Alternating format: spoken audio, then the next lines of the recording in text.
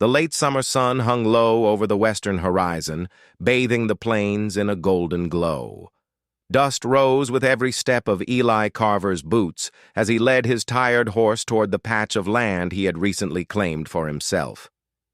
He was a cowboy, in every sense, lean, rugged, and sunburnt from years under an open sky.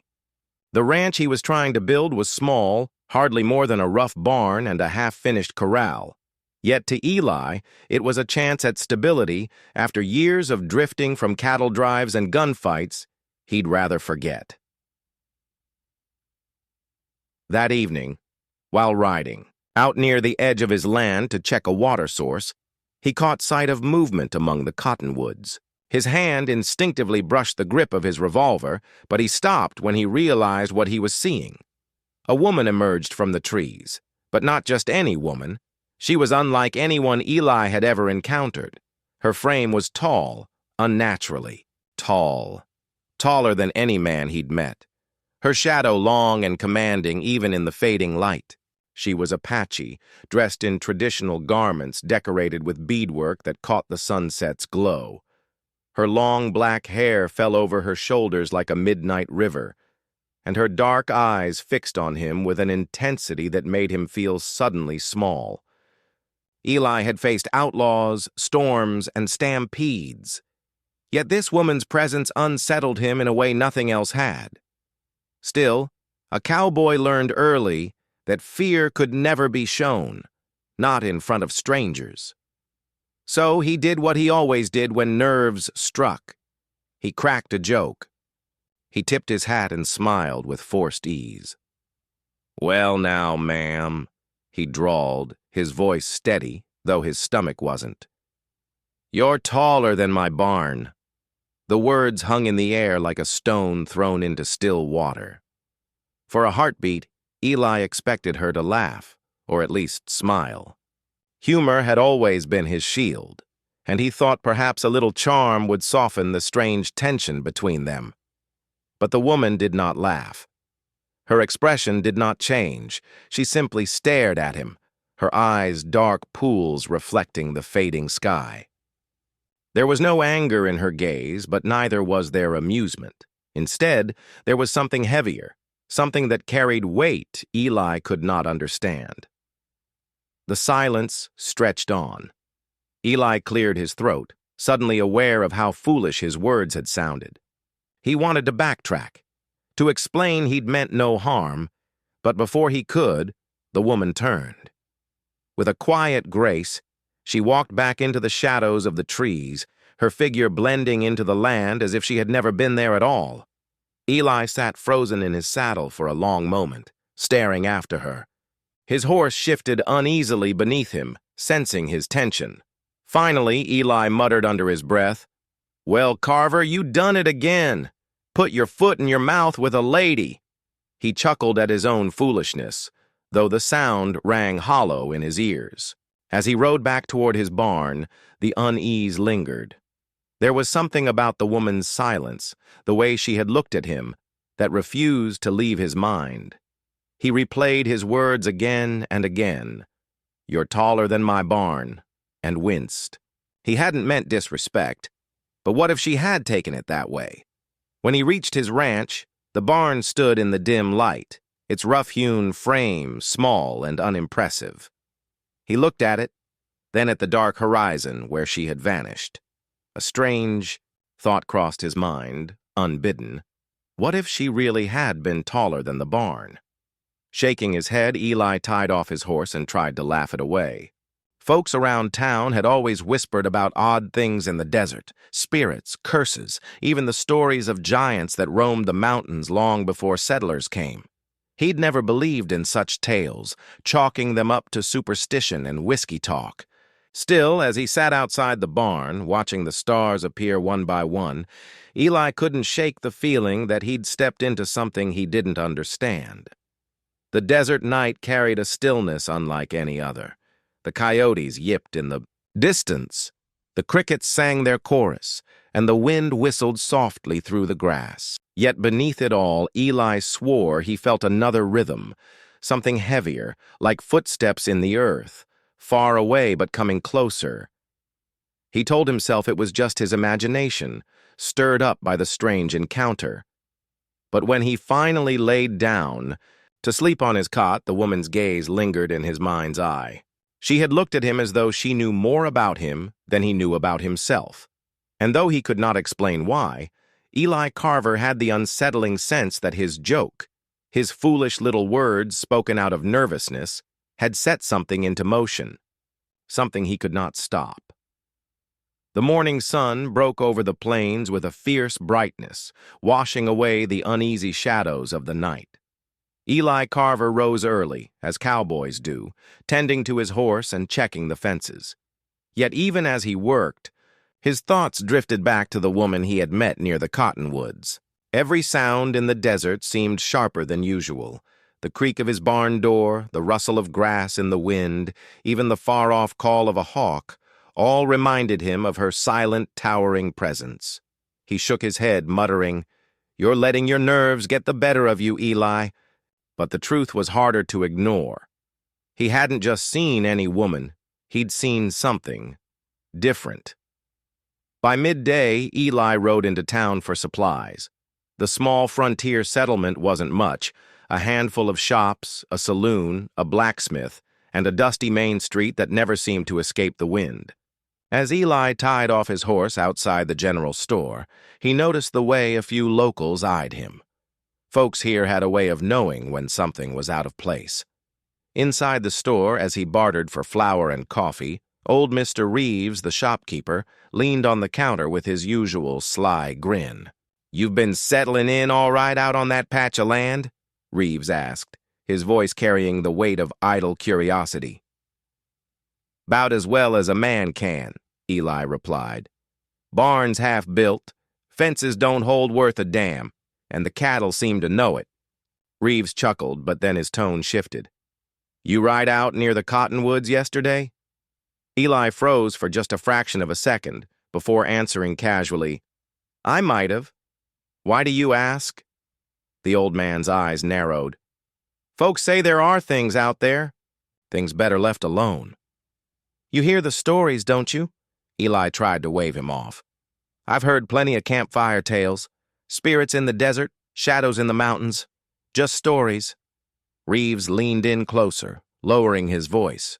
"Not just stories. My daddy swore he saw 'em when he was a boy. Giants, Eli. Apache giants. Tall as trees, strong as storms. They don't show themselves unless a man does something to draw their eye. You best be careful about wandering too close to their land." Eli forced a laugh, though unease pricked at his chest. "Giants, huh? Next you'll tell me they live in my barn and milk my cows while I'm sleeping." But Reeves didn't laugh. "Mock if you want. Every tale's got a root, and the root of this one runs deep." Eli gathered his supplies and left the store, though Reeves' words clung to him like burrs.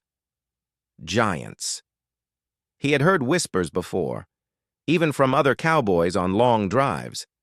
Stories of enormous warriors who could appear and vanish like spirits, guardians of the old ways who punished intruders. He had dismissed them as drunken exaggerations, the kind of myths men spun under starlight. But now, after what he had seen, after the woman who stood taller than any person should, the tales no longer sounded so far-fetched. Later, as Eli sat outside the saloon with a tin cup of coffee, another voice joined his thoughts. It was Jeremiah Harlan, an older ranch hand with a limp and a weathered face. He'd known Eli from trail work years back. "You look troubled, Carver," Harlan said, pulling up a chair. "Ain't like you to brood." "Just thinking on what Reeves was jawing about," Eli admitted. "These so-called Apache giants. You ever hear tell of them?" Harlan's expression darkened. "More than I care to. They say the giants guard sacred ground. Folks who go there without respect don't come back the same, if they come back at all. Some claim the tribe was cursed long ago, made taller and stronger by the spirits to defend what was theirs." Eli frowned. "And you believe that?" Harlan met his gaze squarely. "I've seen things out here I can't explain. Tall shadows on ridge lines, Footprints too big to be a man's. Laughter in the wind when no soul's around. You tell me what that means. The words sank into Eli like stones in a pond. He tried to laugh it off again, but the unease had grown into something heavier. That woman's silent stare, the way she vanished without sound. And now these stories, piling up like storm clouds. By the time he rode back to his ranch, dusk was falling. The barn stood lonely against the horizon, its roof catching the last light of the sun. Eli dismounted, scanning the land around him, half expecting to see her again. But the cottonwoods in the distance were quiet. He wanted to tell himself it was all coincidence. A chance meeting, old men with old stories, nothing more. Yet as night settled and the crickets began their chorus, Eli couldn't shake the sense that Reeves and Harlan were right. The giants were more than legend, and somehow, by a careless joke, Eli Carver had drawn their eyes upon him. The night settled heavy over Eli Carver's ranch, the kind of deep darkness only the desert could hold. The stars burned sharp above him, 1,000 cold eyes watching from the heavens. Eli sat on the edge of his bunk inside the half-finished barn, a lantern glowing dim beside him. His horse, tethered outside, stamped its hooves restlessly. The cattle shifted in the corral as though unsettled by something unseen. Eli rubbed his temples. The words of Reeves and Harlan wouldn't leave his mind. Apache giants, tales of enormous warriors, guardians of the land, men and women who walked taller than trees. He'd scoffed at such things his whole life, but now, after meeting the woman in the cottonwoods, the lines between story and truth blurred in ways that gnawed at him. The desert has a way of playing tricks on a man. The wind whistles like voices. The shadows stretch too far. A coyote's cry can sound like a scream. Eli tried to remind himself of that as he lay down on his cot, pulling his hat over his eyes. Sleep, he thought, was the cure for wandering thoughts. But sleep did not come easy. Sometime past midnight, Eli's eyes snapped open. A sound had pulled him from the edge of dreaming. Not the usual night noises, not crickets or owls or coyotes. This was heavier, slower, like something pressing down on the earth itself. Thum. A faint vibration traveled through the wooden boards beneath him. He held his breath. Thum. His horse whinnied, pulling at its tether. The cattle began to stir, their low voices carrying unease. Eli sat up, every sense sharpened. He reached for the rifle resting by his cot, though a part of him knew that no weapon would ease the chill crawling down his spine. The sound came again, closer now. It wasn't many steps, not a shuffle of feet. No, these were deliberate, spaced far apart, as though each belonged to a stride too long for any man. Eli's mouth went dry. Giants, the stories whispered in his memory. They walk when the land is quiet. They come when the world sleeps. He forced himself to rise, lifting the lantern. Its faint light spilled into the barnyard through the cracks in the wall. Shadows shifted. The cattle pressed to the far side of the corral, eyes wide and rolling. His horse reared once, nearly snapping its reins. "Easy, girl," Eli muttered, though his own voice betrayed a tremor. "Easy now." For a long moment, the night was silent again. Eli dared to hope it had only been his imagination, or perhaps some large animal wandering through the brush, but then came the sound again. Thum. This time so close that the barn wall seemed to quiver with it. Eli raised the lantern higher and peered through a gap in the boards. His eyes scanned the darkness. The moon hung bright, casting long silver shadows across the ground. At first he saw nothing, only open land stretching toward the cottonwoods. Then his heart jolted. Between the trees, just at the edge of sight, a figure moved. It was tall, too tall. Its outline rose above the low branches, its shape broad and towering against the pale night sky. Eli blinked hard, wondering if the shadows deceived him, But the figure shifted again, and there was no mistaking it. Someone, or something, was out there. Eli staggered back from the wall, clutching the rifle tighter. Every instinct screamed to stay quiet, to stay still, yet his curiosity battled with his fear. He wanted to throw open the barn doors, to challenge what he saw, to prove it was only his mind playing tricks. But another sound stopped him, a laugh, low, deep, and rolling like thunder across the plain. It wasn't mocking, nor was it friendly. It was something older, something that seemed to ripple through the air itself. His horse went wild, snapping the tether and bolting into the night. The cattle bellowed, slamming against the corral rails. Eli's heart pounded so hard he feared it would burst from his chest. The laugh faded, leaving the night silent once more. Eli stood there for what felt like hours, rifle raised, waiting for the figure to come closer. But it never did. The heavy steps ceased. The land grew still again. The only sounds, the panicked breath of his cattle and the echo of that impossible laugh in his memory. When the first faint glow of dawn touched the horizon, Eli finally lowered his rifle.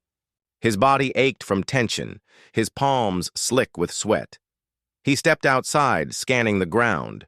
The dirt near the barn was disturbed, but not by horse hooves or cattle. There were prints, large prints, far larger than any man could make. Eli crouched, pressing his hand into one. His palm vanished within the outline, the heel to toe nearly the length of his forearm. His chest tightened. There was no denying it now. The stories were real, and they had come to his ranch. The first rays of dawn painted the desert in streaks of gold and crimson, but for Eli Carver, the sunrise brought no comfort. He had spent the night half awake, rifle across his lap, every creak of the barn making him twitch. The giant prints outside had confirmed what his eyes already feared. The stories weren't just talk. Something had been here, something bigger than a man, and it had laughed. By the time the horizon fully broke, Eli's nerves were frayed. He stepped outside into the morning chill, scanning the land. His horse had not returned. The cattle huddled nervously in the far corner of the corral, their eyes wide as though they too knew what lurked beyond sight. He poured water into a tin cup with shaking hands. His plan, if it could be called one, was simple. Finish his, drink, saddle up a neighbor's mule, and ride into town. He'd tell Reeves and Harlan everything, prints and all. Maybe together they could figure what to do next. But as he lifted the cup, a sound froze him, not the heavy steps of the night before, not a laugh rolling across the plains. It was silence. The desert had gone quiet. No birds, no crickets. Even the wind had hushed, as though holding its breath. Eli's skin prickled. Slowly he set the cup down, reaching for his rifle. His eyes darted toward the horizon, and then he saw them. At first it was like the land itself had shifted. Dark shapes rising where there should have been none. One by one, figures appeared against the brightening sky, stepping into view as though they'd been waiting for the sun. Tall figures, giant figures, they moved with measured grace, their long strides carrying them across the open plain. The earth trembled faintly under their weight, not violent, but enough to remind Eli that each one was far larger than any man he had ever known. Within minutes, the ranch was surrounded. Eli counted them, a dozen, maybe more. Warriors clad, in traditional Apache dress, adorned with beads, feathers, and leather. Each carried weapons, spears, bows, stone axes, but the sheer size of them made the weapons look unnecessary.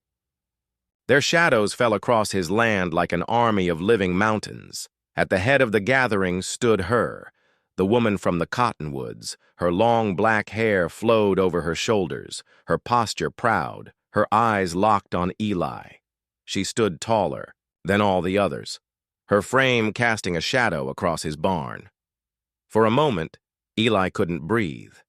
The words he had spoken to her, "You're taller than my barn," came back with a cruel edge.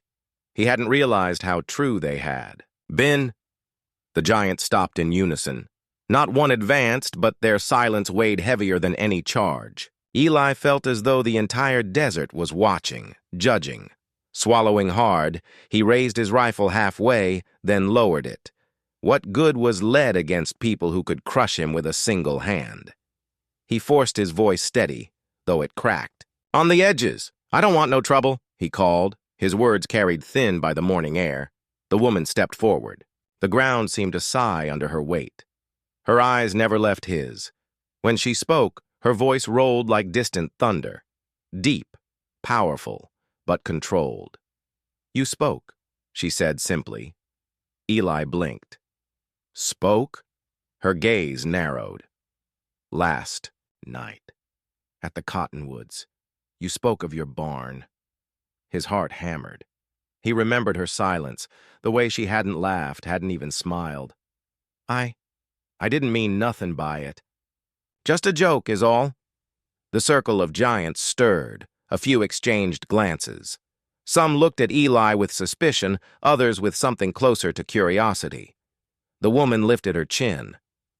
"Words carry weight, cowboy. More than stone, more than wood. A careless tongue can honor or insult."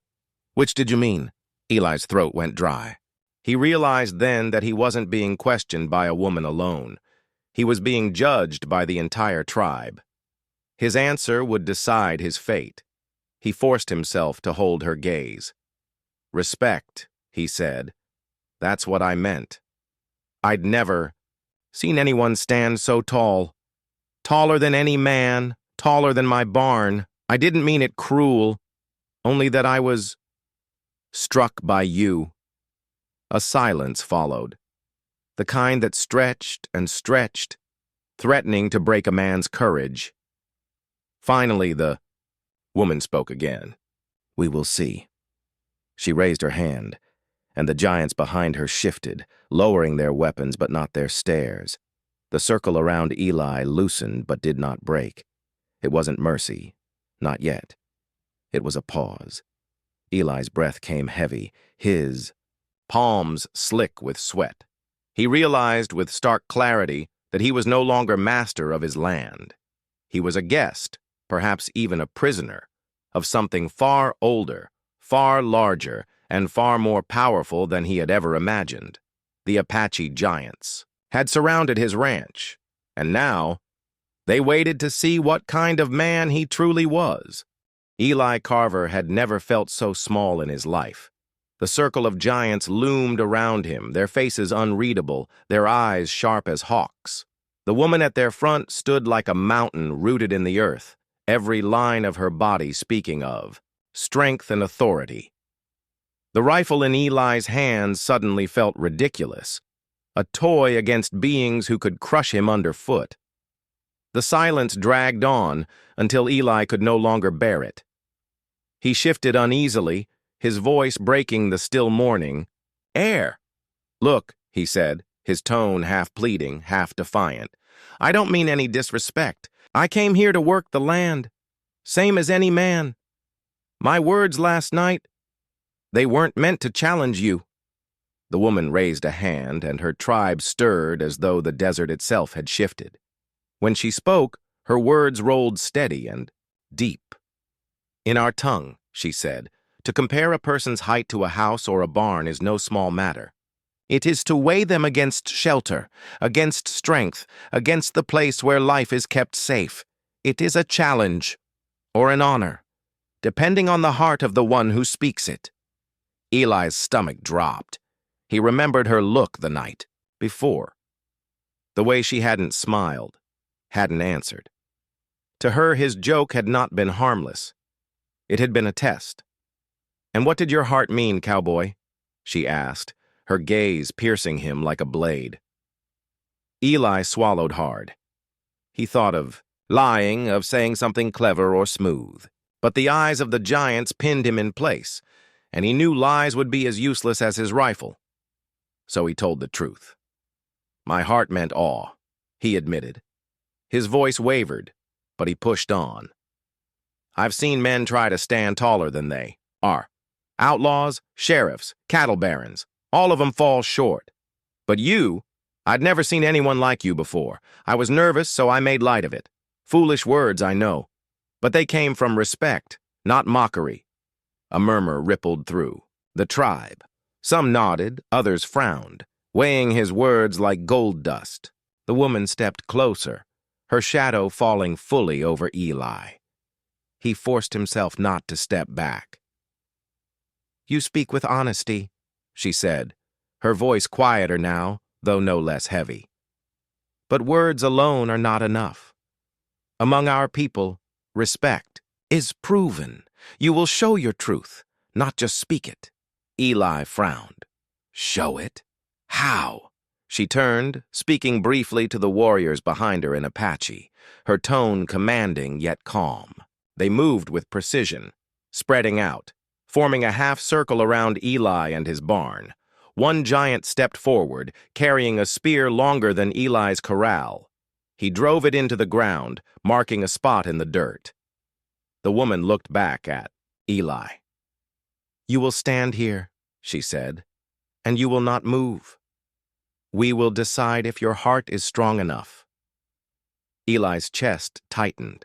He wanted to ask what they meant, but the words caught in his throat. He saw the looks in their eyes. Not cruel, not mocking, but testing.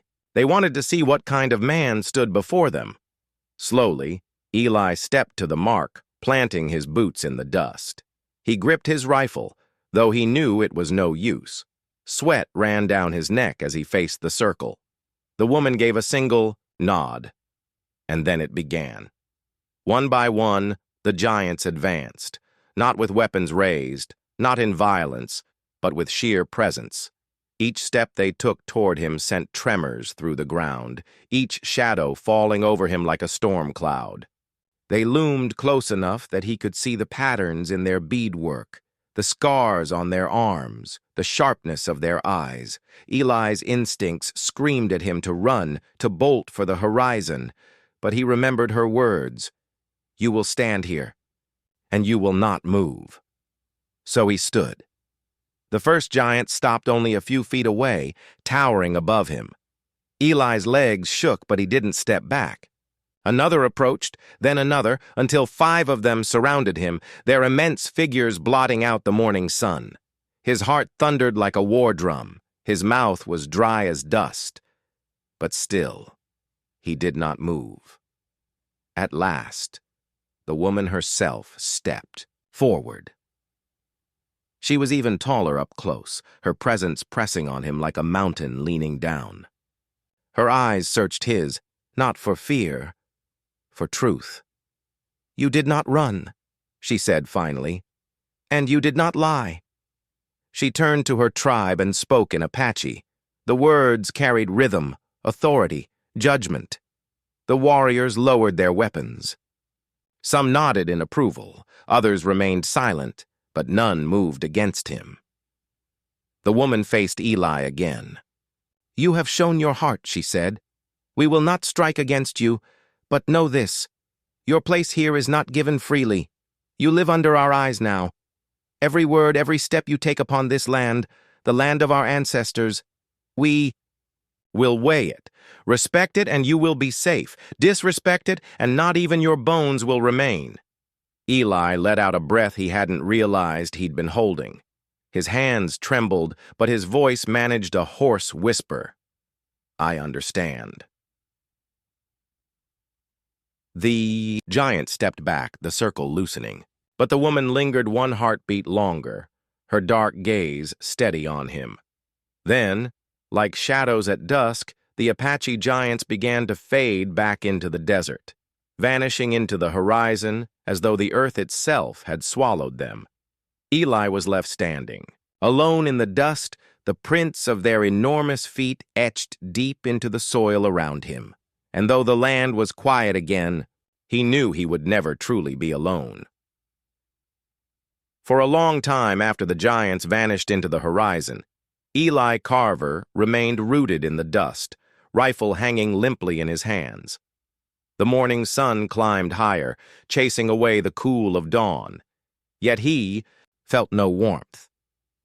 The prints surrounding his barn seemed to press deeper into the earth the longer he looked at them, as though the land itself remembered the weight of the giants. His legs finally gave way, and he sank to the ground. He wasn't a man who rattled easy. He'd faced stampedes, outlaws, and gunfire. But nothing compared to what had happened here. The silence left in their absence was almost unbearable. By mid-morning, Eli forced himself up and moved through his chores. He fixed a fence, carried water, and tried to calm his restless cattle. Outwardly, he looked like any cowboy working his spread. Inwardly, every sound carried new weight. Every gust of wind through the grass made him glance toward the cottonwoods, expecting the towering silhouettes to return. That evening, as the sun set, Eli sat on the edge of his corral with a tin of beans. His appetite was gone, but habit kept him eating. He turned over the woman's words again and again. Your place here is not given freely. You live under our eyes now. Respect it, and you will be safe. Disrespect it, and not even your bones will remain. The warning hung heavy, but so did something else. A strange comfort. They hadn't struck him down. They hadn't run him off his land. They had judged him, and at least for now, they had allowed him to stay. As night fell, the stars emerged once more, sharp and endless. Eli leaned back against the fence post, staring at them. He thought of all the stories Reeves and Harlan had shared, tales he'd once laughed off as drunken nonsense. Now they lived around him, watching from the shadows. Sleep took him in fits that night. When he dreamed of the woman, the towering Apache leader whose gaze had cut through him. In his dream, she stood taller than the mountains themselves, her hair flowing like night, her eyes steady and eternal. She did not speak, but her silence carried the weight of an entire people. The days that followed were uneasy. Eli worked his ranch as before, but he no longer felt like its master. He felt like a tenant, borrowing the land from forces older and stronger than himself. He began to leave small offerings near the cottonwoods, a portion of bread, a flask, of water, once even a silver coin. It was foolish, maybe, but it eased his mind. The neighbors noticed a change in him. Reeves remarked one day that Eli looked quieter, less quick to joke. Harlan said he carried himself like a man walking on sacred ground. Eli only smiled faintly and said little. Then, one evening, it happened again. He was mending the barn roof when the air grew still, the same hush he had felt before the tribe's arrival. He froze, hammer in hand, and looked to the horizon. They were there. Not all of them this time, only 3. But one of them was her. The woman. She stood at the edge of his land, her dark eyes fixed on him. Eli climbed down slowly, leaving his tools behind. He walked to the open field between them, his heart pounding but his steps steady. When he was close enough, he tipped his hat. She did not speak right away. Then, with a voice low and sure, she said, "You have kept your word. You show respect." Eli swallowed. "I aim to keep it that way." Her gaze lingered on him, measuring. Then she gave a small nod, a gesture so subtle it could have been mistaken for nothing. Yet Eli felt the weight of it. Approval, acceptance, however conditional. Without another word, she and the others turned, striding back toward the horizon. The ground trembled faintly under their steps until they vanished once more into the desert. Eli stood there long after they were gone. He knew then that he had been changed forever. His land was no longer just his own. It belonged to the giants, to the ancestors, to the desert itself. And he was bound to it, bound to them, not by chains, but by choice, by respect. From that day on, Eli Carver became known in whispers as the cowboy watched by giants. Travelers who passed near his ranch sometimes spoke of shadows moving on, the ridges, of laughter in the wind, of strange footprints in the dust. Eli never denied the stories, but he never confirmed them either. He only tipped his hat, worked his land, and carried on under the silent, watchful eyes of the Apache giants, who had judged him and for now allowed him to stay.